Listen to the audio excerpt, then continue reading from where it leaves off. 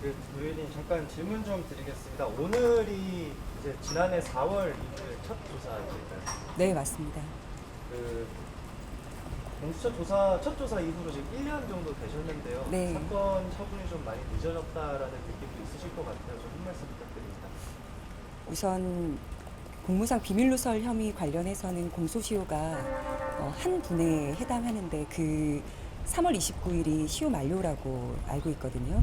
근데 검찰에서 이제 저도 수사를 받았고 또 피의자인 이정섭 검사 그리고 배우자 그리고 저와 지금 소송 중인 그 법률론 관계에 있는 사람도 수사를 받은 걸로 알고 있습니다.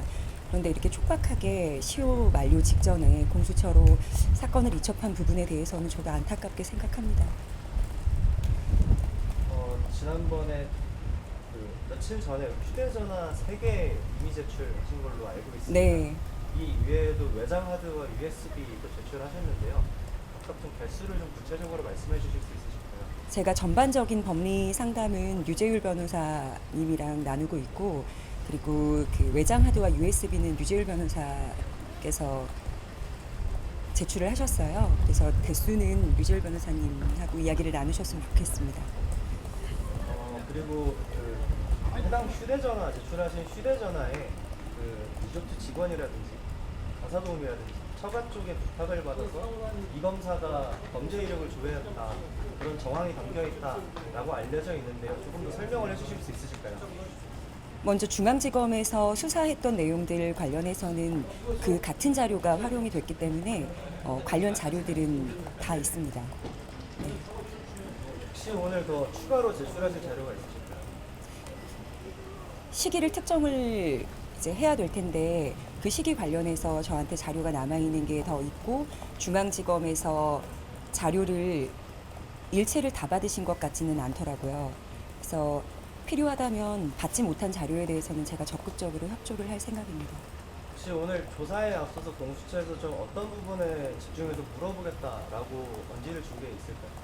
언지를 따로 받은 건 없고 전화 처음에 협조 부탁 전화를 받았을 때 중앙지검에서 저는 이미 한 사흘 정도 수사한 내용이 있기 때문에 조사받았을 때 그 조사 자료들을 다 받으셨다면 그걸 토대로 조사를 또는 수사를 하실 수 있지 않겠냐라고 말씀을 드렸고 그런데도 불구하고 참고인 추가 조사가 필요한 걸 보면 새로운 혐의가 발견이 된 건지 아니면 조금 더 보강해야 되는 수사가 있는 건지 그거는 이제 제가 조사를 받아봐야 알 것 같습니다. 그 휴대폰 제출하신 거에 담겨 있는 그 범죄 이력서를 정하는 혹시 뭐 메시지 같은 거? 네, 메시지 상으로 일반인이 어떤 전과가 있는지 그리고 무엇을 조심해야 되는지 지침을 전달하는 메시지가 남아 있습니다. 그래서 누굴 상대로 조사를 했는지 특정도 되는 것 같고요. 그리고 그 밖에 공소시효가 아직 살아있는 다른 분들에 대한 수사도 이걸 시작으로 더불어 진행이 될 거라고 추측합니다. 그 메시지 조금 더 구체적으로 얘기해 주실 수 있을까요? 일단 제가 국정감사에 자료 협조했던 내용을 보면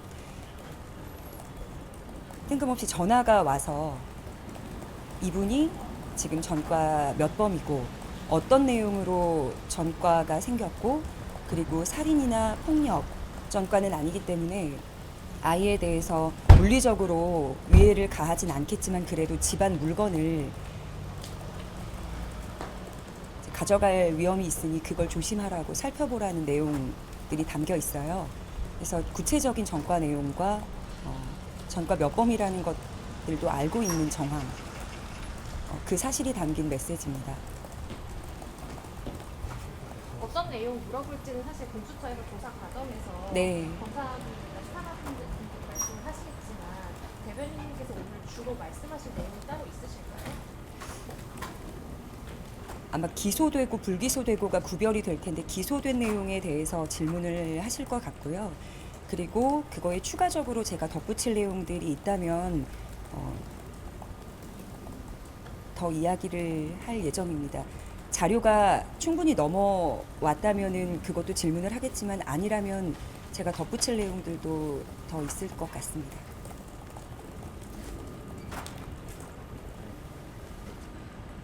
이상입니다. 네, 고맙습니다. 감사합니다.